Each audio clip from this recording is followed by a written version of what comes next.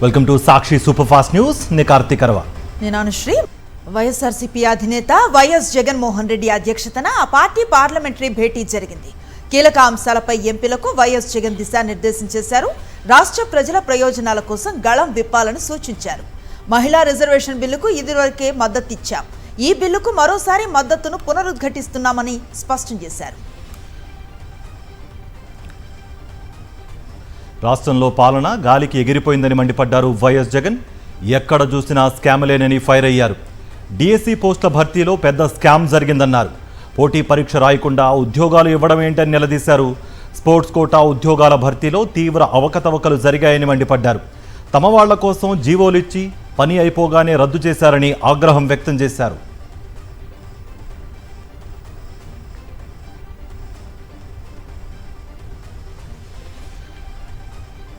రాష్ట్రంలో ఇష్టానుసారంగా భూముల పందేరం జరుగుతోందని మండిపడ్డారు వైఎస్ జగన్మోహన్ రెడ్డి.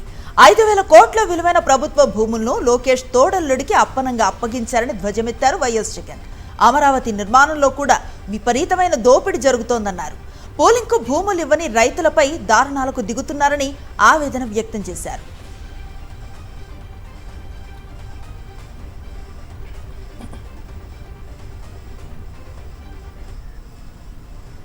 తాడేపల్లి వైఎస్ఆర్సీపీ కేంద్ర కార్యాలయంలో జగన్ 2.0 సూపర్ యాప్ను ఆ పార్టీ అధినేత వైఎస్ జగన్మోహన్ రెడ్డి లాంచ్ చేశారు. రాష్ట్ర వ్యాప్తంగా సామాన్య ప్రజలు ఎదుర్కొంటున్న వివిధ రకాల సమస్యలతో పాటు క్షేత్రస్థాయిలో వైఎస్ఆర్సీపీ శ్రేణులపై పోలీసులు పెడుతున్న కేసులు, వేధింపుల వివరాలను కూడా జగన్ 2.0 సూపర్ యాప్ ద్వారా నేరుగా పార్టీ దృష్టికి తీసుకురావచ్చునని వైఎస్ జగన్ వివరించారు.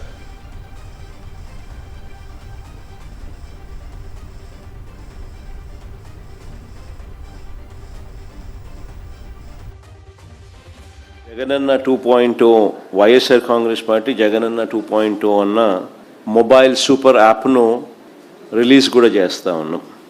ఈరోజు ఏం జరుగుతూ ఉంది అని అంటే, సోషల్ మీడియాలో మన వాళ్ళు పోస్ట్ చేసిన కంటెంట్ను ఇష్టం వచ్చినట్టుగా డిలీట్ చేసేయడము, డిలీట్ చేసేదానికి ఇష్టం వచ్చినట్టుగా కుట్రలు పన్నడము, ఇవన్నీ జరుగుతూ ఉన్న నేపథ్యంలో మనమే ఒక యాప్ తీసుకొని వచ్చి ఒక ప్లాట్ఫామ్ క్రియేట్ చేస్తూ ఉన్నాం.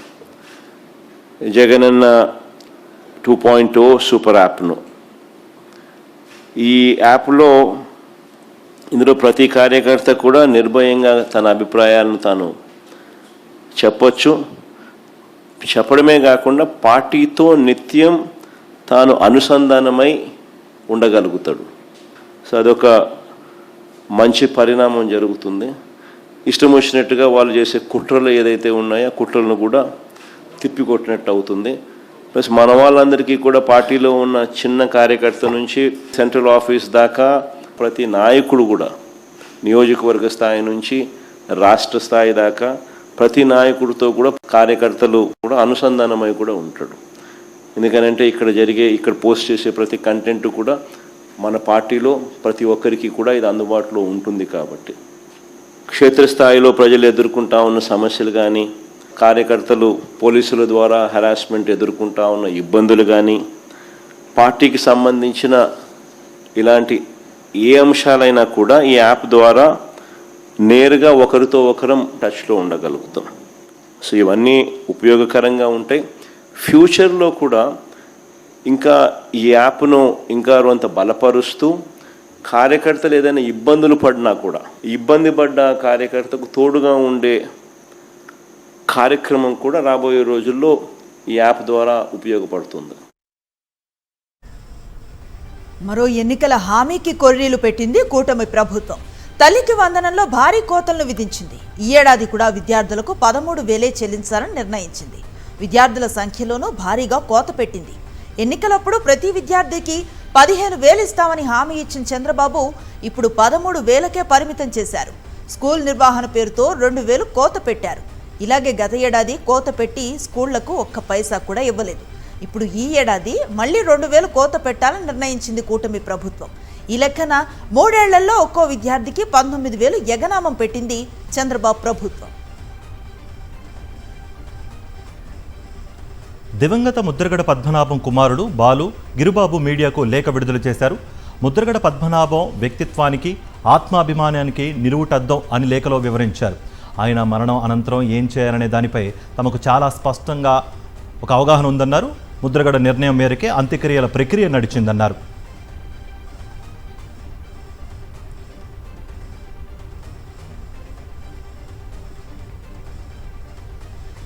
ప్రభుత్వం నుంచి ఎలాంటి లాంఛనాలు వద్దని ముద్రగడ పద్మనాభం చెప్పారని ఆయన కుమారుడు బాలు గిరిబాబు వెల్లడించారు. తమ తండ్రి నిర్ణయం మేరకే అధికారిక లాంఛనాలను తిరస్కరించామని అన్నారు. ఈ విషాద సమయంలో తమకు అండగా ఉండి ముద్రగడపై అపార గౌరవాన్ని చాటిన వైఎస్ జగన్కు కృతజ్ఞతలు అని లేఖలో తెలిపారు. తమకు బార్లపూడి క్రాంతి కుటుంబానికి మధ్య కొన్నేళ్లుగా సంబంధాలు రాకపోకలు లేవని ముద్రగడ పద్మనాభం కుమారుడు బాలు గిరిబాబు వెల్లడించారు. ఆయన కడచూపుకు రాకూడదన్న నిర్ణయం ముద్రగడదేనని ఆయన కుమారుడు స్పష్టం చేశారు. తమను మానసిక క్షోభకు గురిచేసే కథనాలు ప్రసారం చేయొద్దని మీడియాకు విజ్ఞప్తి చేశారు బాలు గిరిబాబు.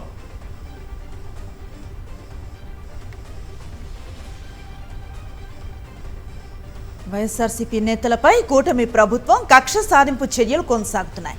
కాకినాడ జిల్లా కిర్లంపూడి పోలీస్ స్టేషన్లో మాజీ మంత్రి అంబటి రాంబాబుపై పోలీసులు కేసు నమోదు చేశారు. ముద్రగడ పద్మనాభం అంత్యక్రియల సమయంలో పోలీసుల విధులకు ఆటంకం కల్పించారనే ఆరోపణలపై కేసు నమోదైంది. అంబటి రాంబాబుతో పాటు మరికొందరిపై పోలీసులు కేసు నమోదు చేశారు. చంద్రబాబు, లోకేష్, డీజీపీ తనపై కక్ష కట్టారని అన్నారు మాజీ మంత్రి అంబటి రాంబాబు. ఏదో విధంగా తనను అణిచివేయాలని ప్రయత్నిస్తున్నారని మండిపడ్డారు. ముద్రగడ చనిపోయిన తర్వాత కూడా కూటమి రాజకీయాలు చేయడం దారుణం అన్నారు. ఈ పోలీసు యంత్రాంగం చంద్రబాబు నాయుడు, లోకేష్, అదేవిధంగా డీజీపీ వీళ్ళందరూ నా మీద ప్రత్యేకంగా కక్ష పెట్టుకున్నట్టుగా ఉన్నారు. వద్దు అని చెప్పిన తర్వాత కూడా ఇస్తారా? ఏంటి నాకు అర్థం కాలేదు. వద్దు అని చెప్పారు, బహిరంగ ప్రకటించారు 12 గంటలకి. అయినా మేము లాంఛనాలు చేస్తామని రావడానికి మీకు హక్కు ఎక్కడుంది? చొరబడి చేస్తున్నారే, దొంగతనంగా వచ్చేస్తున్నారే. దాన్ని మేము అడ్డుకునే ప్రయత్నం చేశాం. ముద్రగడ పద్మనాభం నిజాయితీ, నిబద్ధత కలిగిన నాయకుడని కొనియాడారు మండలి విపక్ష నేత బొత్స సత్యనారాయణ. రాజకీయాల్లో ఉన్నంత కాలం మాట మీద నిలబడ్డారని చెప్పారు. ఇవాళ వైఎస్ఆర్సీపీ నేతలతో కలిసి మరోసారి వెళ్లి ముద్రగడ పద్మనాభం కుటుంబ సభ్యులను పరామర్శించారు బొత్స సత్యనారాయణ.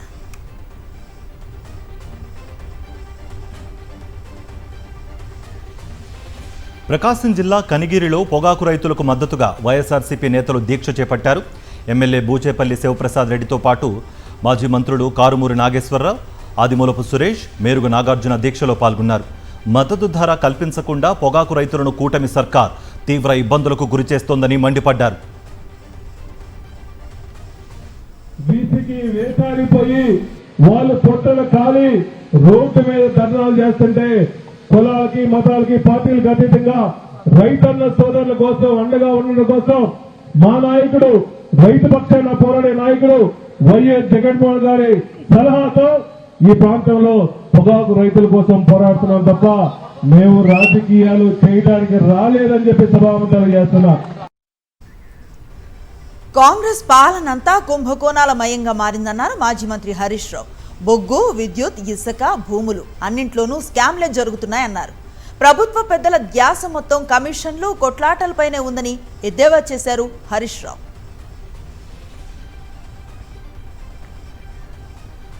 టీపీసీసీ చీఫ్ మహేష్ కుమార్ గౌడ్ కీలక ప్రకటన చేశారు.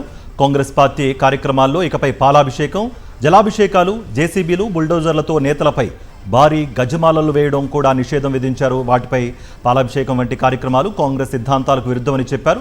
ఆహారాన్ని వృధా చేయకుండా అవసరమైన వారికి పంపిణీ చేయాలని సూచించారు.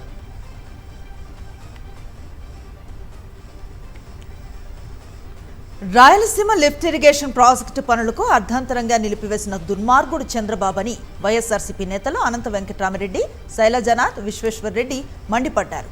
వైఎస్ జగన్కు మంచి పేరు వస్తుందనే చంద్రబాబు కుట్రలు చేశారని విమర్శించారు.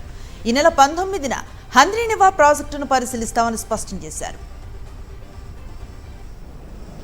ఏదైతే రాయలసీమ లిఫ్ట్ ఇరిగేషన్ మీరు ఆపారో, రాయలసీమ లిఫ్ట్ ఇరిగేషన్ అది రోజుకి 3-4 టీఎంసీలు నీళ్లు కొట్టుకునే ప్రయత్నం చేస్తే కష్టం వచ్చిన రోజున కింది జిల్లాలకు నా నీళ్లు పోతాయి. గాలేరు నగరి హంద్రీనీవా లింక్ కెనాల్ పూర్తి అయితే 1-2 లక్షల ఎకరాల నీళ్లు మన ప్రాంతాన్ని మిగిలే అవకాశం ఉంది. అట్లాగే హంద్రీనీవా కెపాసిటీ పెరిగితే ఖచ్చితంగా తక్కువ కాలం, ఎందుకంటే తక్కువ కాలంలో ఎక్కువ నీళ్ళు వచ్చే అవకాశం ఉంది. లోకేష్ పర్యటనతో వైఎస్ఆర్ జిల్లాకు ప్రయోజనం శూన్యమన్నారు మాజీ ఎమ్మెల్యే రాచమల్లు శివప్రసాద్ రెడ్డి. వైఎస్ జగన్పై ఆరోపణలు, సెల్ఫ్ డబ్బా తప్ప లోకేష్ చేసిందేమీ లేదన్నారు. వైఎస్ జగన్ పేరు ఎత్తకుండా తండ్రి కొడుకులకు ఒక్కరోజైనా గడిచిందా అని ప్రశ్నించారు.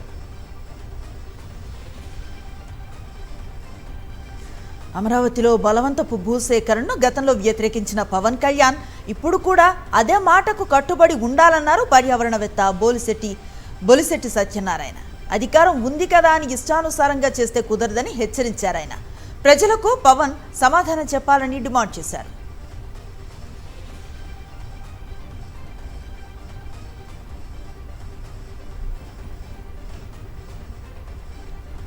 నెల్లూరు జిల్లాలో ఏడుకొండలు లాకప్ డెత్కు సంబంధించి సంచలన విషయాలు వెలుగులోకి వచ్చాయి.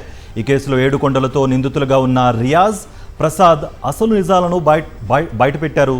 పోలీసుల దెబ్బలు, హింస తాళలేకనే ఏడుకొండలు చనిపోయాడని రియాజ్, ప్రసాద్ స్పష్టం చేశారు.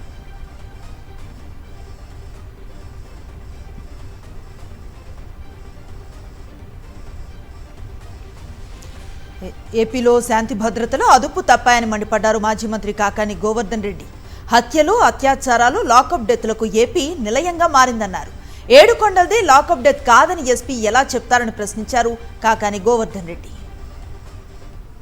ఏ రాష్ట్రంలో కూడా లేనటువంటి విధంగా అరాచకాలకి, అకృత్యాలకి మారుపేరుగా ఈరోజు చంద్రబాబు నాయుడు పరిపాలనలో కూటమి ప్రభుత్వంలో ఆంధ్ర రాష్ట్రం నిలిచేటువంటి పరిస్థితి ఏర్పడింది. ఒక దొంగతనం కేసులో మనుబోలు పోలీస్ స్టేషన్లో ఒక ముగ్గురు ముద్దాయిలుగా వాళ్ళని నిర్ధారించుకొని పోలీసులు పిలిపించడం జరిగింది. ఈ ముద్దాయి ఎవరైతే పాపం లాకప్ డెత్లో చనిపోయాడు నన్ను ఏడుకొండలో ఆదివారం రాత్రి వచ్చి పోలీసులు అనేక రకాలైనటువంటి చిత్రహింసలకు గురి చేశారు. నేను బాగా మానసికంగా, శారీరకంగా కురింగిపోతున్నాను, దెబ్బలు తినలేకపోతున్నాను, రేపు రమ్మన్నారు, నేను పోలేకపోతున్నాను, దెబ్బలు తినలేకపోతున్నానని చెప్పి వాళ్ళ సోదరి దగ్గర పాపం ఆయన ఏడవడం జరిగింది. మరణ వాంగ్మూలానికి మించిన సాక్ష్యం లేదన్నారు గురజాల మాజీ ఎమ్మెల్యే కాసు మహేష్ రెడ్డి. మైనారిటీ వర్గానికి చెందిన దరియా హుసేన్ తన చావుకి కారణం పిడుగురాళ్ల సీఐ వెంకట్రావేనని తెలుపుతూ సెల్ఫీ వీడియో తీసుకున్నారని, దాంతోపాటు సూసైడ్ నోటు ఉన్నప్పటికీ కేసు ఇతరులపై పెడుతున్నారని ఆగ్రహం వ్యక్తం చేశారు. మరోవైపు అనంతపురం జిల్లా పోలీసులు వివాదంలో చిక్కుకున్నారు. రాప్తాడ్ నియోజకవర్గ సోషల్ మీడియా కార్యకర్త కొరబ శ్రీకాంత్ను పోలీసులు అదుపులోకి తీసుకున్న ఘటన చర్చనీయాంశంగా మారింది. 3 రోజుల క్రితం కర్ణాటకలో చిక్బల్లాపూర్లో శ్రీకాంత్ను పోలీసులు అదుపులోకి తీసుకున్నట్లుగా కుటుంబ సభ్యులు చెబుతున్నారు. ఇటీవల మీడియా సమావేశంలో మడకసిర టీడీపీ ఎమ్మెల్యే ఎంఎస్ రాజుపై విమర్శలు చేసిన నేపథ్యంలో అక్రమ కేసులు నమోదు చేశారని వారు ఆరోపిస్తున్నారు. శ్రీకాంత్ ప్రస్తుతం ఎక్కడున్నారు, ఏ కేసులో అదుపులోకి తీసుకున్నారు, ఎందుకు ఇప్పటి వరకు కోర్టులో హాజరుపరచలేదు అనే ప్రశ్నలు తలెత్తుతున్నాయి. హైదరాబాద్ సైదాబాద్లో ఉన్న ఓ స్కూల్లో హోంవర్క్ కింద కల్మా చదువుకు రావాలని విద్యార్థిని ఆదేశించడం వివాదానికి దారితీసింది. ఆ స్కూల్లోని 2nd క్లాస్ చదువుతున్న హిందూ విద్యార్థికి కల్మా చదువుకు రావాలని హోంవర్క్ ఇచ్చారు టీచర్. ఆ విషయాన్ని విద్యార్థి డైరీలో రాశారు. ఇది గమనించిన విద్యార్థి తల్లిదండ్రులు ఆగ్రహించారు. స్కూల్కు వెళ్లి యాజమాన్యాన్ని, స్కూల్ను నిలదీశారు. సైదాబాద్లోని సక్సెస్ స్కూల్లో మతపరమైన అంశాలను బోధిస్తున్నారని సమాచారం అందడంతో హిందూ సంఘాలు ఆరోపించాయి. పాతబస్తీలోని స్కూల్ను బీజేపీ నాయకులు ముట్టడికి యత్నించారు. వారిని పోలీసులు అడ్డుకోవడంతో వాగ్వాదం, తోపులాట జరిగింది. స్కూల్లోని హిందూ విద్యార్థిని కల్మా చదువుకురావాలని ఆదేశించడంపై విద్యాశాఖ అధికారులు విచారణకు ఆదేశించారు. మరోవైపు స్కూల్ యాజమాన్యం ఇద్దరిని సస్పెండ్ చేసింది. ఈ ఘటనపై బాధ్యులను చేస్తూ వారిద్దరిపై వేటు వేసింది. హైదరాబాద్ సక్సెస్ స్కూల్ యాజమాన్యం తీరుపై కేంద్ర మంత్రి బండి సంజయ్ ఫైర్ అయ్యారు. బరితెగించి బలవంతంగా హిందూ సంస్కృతిపై దాడి చేస్తున్నారని ఆగ్రహం వ్యక్తం చేశారు. విశాఖలో డేటా సెంటర్స్ పేరుతో ప్రభుత్వం కొండలను పిండి చేస్తోందని మండిపడ్డారు సిపిఐ నేతలు. ప్రభుత్వ తీరుకు వ్యతిరేకంగా వినూత్న నిరసనలు చేపట్టారు. కొండలకు బోడి గుండు కొట్టడానికి వ్యతిరేకంగా గుండు కొట్టించుకొని నిరసన తెలియజేశారు. డేటా సెంటర్స్ వల్ల పర్యావరణానికి విఘాతం కలగటమే కాకుండా భూగర్భ జలాలు అడుగంటిపోయే ప్రమాదం ఉందన్నారు. నారా లోకేష్ విద్యాశాఖ మంత్రి పదవికి రాజీనామా చేసి హెరిటేజ్ పాలు, పెరుగు అమ్ముకోవాలని ఆగ్రహం వ్యక్తం చేశారు ఏఐఎస్ఎఫ్ నాయకులు. విద్యారంగ సమస్యలు పరిష్కరించి విద్యార్థులకు ఫీజు రియంబర్స్మెంట్ బకాయిలు చెల్లించాలని విశాఖ కలెక్టరేట్ వద్ద ఏఐఎస్ఎఫ్ ఆధ్వర్యంలో స్టూడెంట్స్ ఆందోళనకు దిగారు. అంతకుముందు భారీ ర్యాలీ తీశారు. అనంతరం కలెక్టరేట్ వద్ద బైఠాయించారు. కూటమి ప్రభుత్వానికి వ్యతిరేకంగా పెద్ద ఎత్తున నినాదాలు చేశారు. గుంటూరులో ఆచార్య నాగార్జున వర్సిటీ ఎదుట కాంట్రాక్ట్ అసిస్టెంట్ ప్రొఫెసర్స్ ధర్నాను చేపట్టారు. 13 ఏళ్లుగా యూనివర్సిటీలో పనిచేస్తున్నామని, బోధనతో పాటు నా కార్యక్రమాలు అలాగే పరీక్షల అబ్జర్వర్స్గా విధులు నిర్వహిస్తున్నామని తెలిపారు. తమకు అన్ని అర్హతలు ఉన్నప్పటికీ పర్మనెంట్ చేయటం లేదని ఆవేదన వ్యక్తం చేశారు. జీవో నంబర్ 114 ప్రకారం తమను రెగ్యులరైజ్ చేయాలని డిమాండ్ చేశారు. కృష్ణా జిల్లా గొల్లనపల్లిలో టీడీపీ నాయకులు నిరసనకు దిగారు. మంత్రి పార్థసారథి అనుచరులకు చెందిన గ్రావెల్ టిప్పర్లను గ్రామస్తులు టీడీపీ నేతలు అడ్డుకున్నారు. దీంతో గొల్లనపల్లి టీడీపీ నేతల పట్ల మంత్రి అనుచరులు దురుసుగా ప్రవర్తించారు. దీన్ని వ్యతిరేకిస్తూ గొల్లనపల్లి సెంటర్లో టీడీపీ నాయకులు గ్రామస్తులు ఆందోళనకు దిగారు. తమ గ్రామం నుంచి వెళ్లే రోడ్డు 2 ఏళ్లుగా పూర్తి చేయలేదని ఆగ్రహం వ్యక్తం చేశారు. 2 నెలల నుంచి తోటపల్లి క్వారీ నుంచి రోజుకు 700 లారీలు వెళ్లడంతో తాము ఇబ్బందులు పడుతున్నామని ఆవేదన వ్యక్తం చేశారు. ప్రేమించిన వ్యక్తి పెళ్లికి నిరాకరించడంతో ఓ యువతి ఆత్మహత్య చేసుకుంది. ప్రియుడితో తన మృతదేహానికి తాళి కట్టించాలని సూసైడ్ లెటర్ రాసింది. దాంతో ఆమె డెడ్ బాడీతో యువకుడి ఇంటి ముందు ఆందోళనకు దిగారు బంధువులు.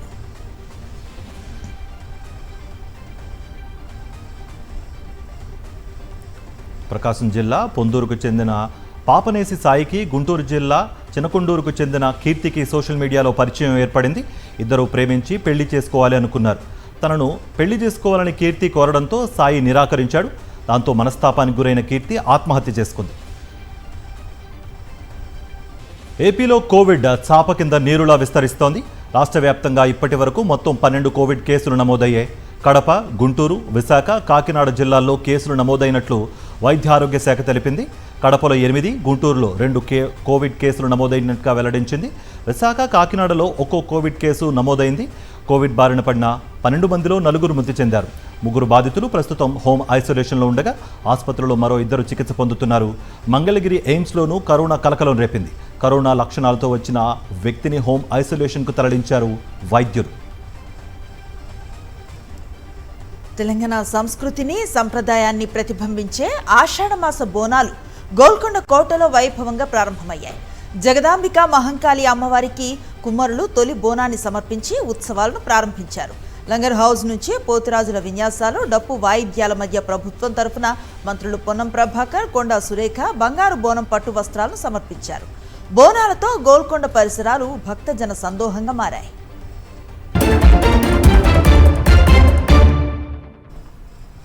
నేషనల్ అప్డేట్ చూద్దాం. పార్లమెంట్ వర్షాకాల సమావేశాల నేపథ్యంలో ఈ నెల 19న కేంద్రం అఖిలపక్ష సమావేశం నిర్వహించనుంది. రాజకీయ పార్టీల ఫ్లోర్ లీడర్లకు ఈ మేరకు సమాచారం ఇచ్చింది. ఈ నెల 20 నుంచి మాన్సూన్ సెషన్స్ ప్రారంభం కానున్నాయి. సెషన్ సజావుగా సాగేందుకు సహకరించాలని విపక్షాలను కోరనుంది కేంద్ర ప్రభుత్వం. అలాగే డీలిమిటేషన్ బిల్లుకు మద్దతు కూడగట్టనుంది. కేంద్ర హోంమంత్రి అమిత్ షా కూడా అఖిల పక్షానికి హాజరవుతారని కేంద్ర ప్రభుత్వ వర్గాల సమాచారం. అయోధ్య రామ మందిర విలాసాల దుర్వినియోగం, విద్యా వ్యవస్థలో నెలకొన్న వ్యవస్థాగత క్షీణత వంటి కీలక అంశాలపై పార్లమెంట్ వర్షాకాల సమావేశాల్లో కేంద్రాన్ని నిలదీస్తామని కాంగ్రెస్ వెల్లడించింది. డీలిమిటేషన్తో పాటు తీవ్రమైన నేరాల్లో అరెస్ట్ అయి 30 రోజులకు మించి జైల్లో ఉన్న ప్రధానులు, సీఎంలు, మంత్రులను పదవి నుంచి తొలగించే రాజ్యాంగ సవరణ బిల్లును కూడా వ్యతిరేకిస్తామని స్పష్టం చేసింది. పశ్చిమ బెంగాల్ అసెంబ్లీ ఎన్నికల్లో ఓటమి తర్వాత తృణమూల్ కాంగ్రెస్ అధినేత్రి మమతా బెనర్జీ అత్యంత క్లిష్ట పరిస్థితులను ఎదుర్కొంటున్నారు. దీదీకి షాక్ ఇస్తూ టీఎంసీకి చెందిన మరో రాజ్యసభ ఎంపీ రాజీనామా చేశారు. ఎంపీ కోయల్ మల్లిక్ రాజ్యసభ చైర్మన్ను కలిసి రిజైన్ లెటర్ సమర్పించారు. వెంటనే ఆమోదించాలని విజ్ఞప్తి చేశారు. కానీ రాజీనామాకు గల కారణాలను మాత్రం వెల్లడించలేదు. తమిళనాడు మంత్రులకు స్ట్రాంగ్ వార్నింగ్ ఇచ్చారు సీఎం విజయ్. అవినీతి విషయంలో రాజీ లేదని స్పష్టం చేశారు. అవినీతి ఆరోపణలు వస్తే వారికి సెకండ్ ఛాన్స్ ఉండదని మంత్రులకు తేల్చి చెప్పారు. వెంటనే పదవి నుంచి తొలగిస్తారని గట్టిగా హెచ్చరించారు. ఏ ప్రభుత్వ విభాగంలోనూ కరప్షన్ అన్న మాటే వినిపించకూడదని స్పష్టమైన ఆదేశాలిచ్చారు. ఎంతో అనుభవజ్ఞులైన శాస్త్రవేత్తలు ఇస్రోను వేయటం చర్చనీయాంశంగా మారింది. ఇటీవల కాలంలో 100 నుంచి 120 మంది శాస్త్రవేత్తలు సంస్థను వేడినట్లుగా తెలుస్తోంది. ఈ పరిణామాల నేపథ్యంలో కేంద్ర అంతరిక్ష శాఖ అప్రమత్తమైంది. గగన్యాన్ సహా దేశ ప్రయోజనాలకు సంబంధించిన కీలక ప్రాజెక్టులో పనిచేస్తున్న సిబ్బంది రాజీనామాలు, స్వచ్ఛంద పదవీ విరమణలపై కొత్త నిబంధనలు తీసుకొచ్చింది. అయితే శాస్త్రవేత్తల రాజీనామాలు, రిటైర్మెంట్ను కేంద్ర మంత్రి జితేంద్ర సింగ్ లైట్గా తీసుకున్నారు. ఒడిషాలో పూరి క్షేత్రంలో ప్రపంచ ప్రఖ్యాతిగాంచిన జగన్నాథ రథయాత్ర ఘనంగా ప్రారంభమైంది. దేశం నలుమూలల నుంచి లక్షలాది మంది భక్తులు తరలివచ్చారు. జగన్నాథుడు, బలభద్రుడు, సుభద్రాదేవి కొలువై ఉన్న రథాలను లాగేందుకు భక్తులు పోటీ పడ్డారు. జై జగన్నాథ్ నినాదాలతో పూరి వీధులు మారుమోగాయి. పూరి జగన్నాథ రథయాత్రకు భక్తులు భారీగా తరలి రావడంతో తొక్కిసలాట చోటు చేసుకుంది. ఒకరు మృతి చెందగా 100 మందికి పైగా గాయపడ్డట్టుగా సమాచారం. భక్తులను నియంత్రించేందుకు పెద్ద ఎత్తున భద్రతా బలగాలను మోహరించారు. క్షతగాత్రులను ఆసుపత్రులకు తరలించి చికిత్స అందిస్తున్నారు. మృతుడిని కటక్కు చెందిన అనిల్ దాస్గా గుర్తించారు.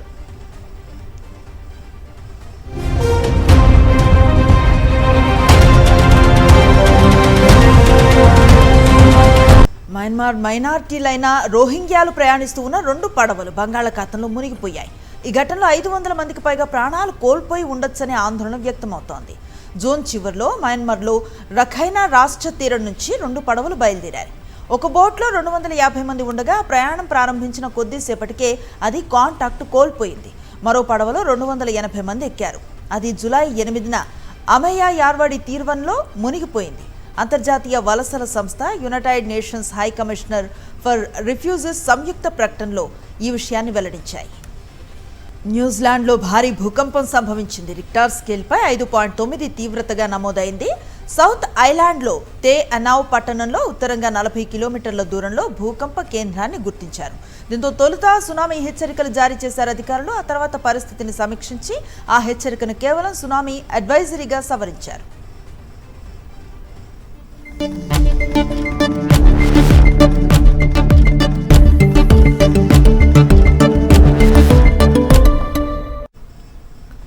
Business updates. ఆర్బీఐ మాజీ గవర్నర్ రఘురామ్ రాజన్ను కీలక పదవి వరించింది. అమెరికా కేంద్ర బ్యాంక్ ఫెడరల్ రిజర్వ్లో మానిటరీ పాలసీను సమీక్షించే బాధ్యతలను ఆయనకు అప్పగించారు. ఇందుకోసం ఏర్పాటైన టాస్క్ ఫోర్స్లో రఘురామ్ రాజన్తో పాటు భారత సంతతికి చెందిన ఆర్థికవేత్త Raj Shetty, Microsoft senior executive ASHA Sharma కూడా ఉన్నారు. ఫెడ్ కొత్త చైర్మన్ కెనిన్ వర్ష్ ఈ విషయాన్ని వెల్లడించారు. దేశీయ స్టాక్ మార్కెట్ సూచీలు ఫ్లాట్గా ముగిశాయి. భౌగోళిక ఉద్రిక్తతలు, ముడి చమురు ధరలో హెచ్చుతగ్గులు ఆసియా మార్కెట్ల బలహీన సంకేతాల ప్రభావం చూపించాయి.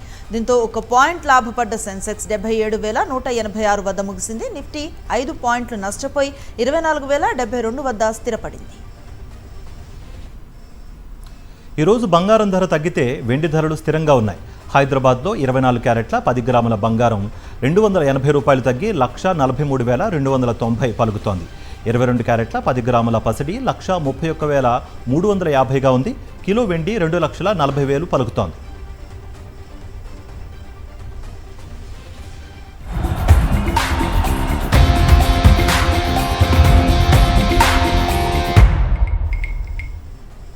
స్పోర్ట్స్ అప్డేట్స్ చూద్దాం. వరల్డ్ కప్ టోర్నీలో ఇచ్చే గోల్డెన్ బూట్ అవార్డ్ రేస్లో Argentina star player Lionel Messi ముందున్నారు. ఇంగ్లాండ్తో జరిగిన సెమీఫైనల్లో మెస్సీ తన టాలెంట్ను ప్రదర్శించారు. 2 అసిస్టులు ఇచ్చి జట్టు విజయంలో కీలక పాత్రను పోషించాడు.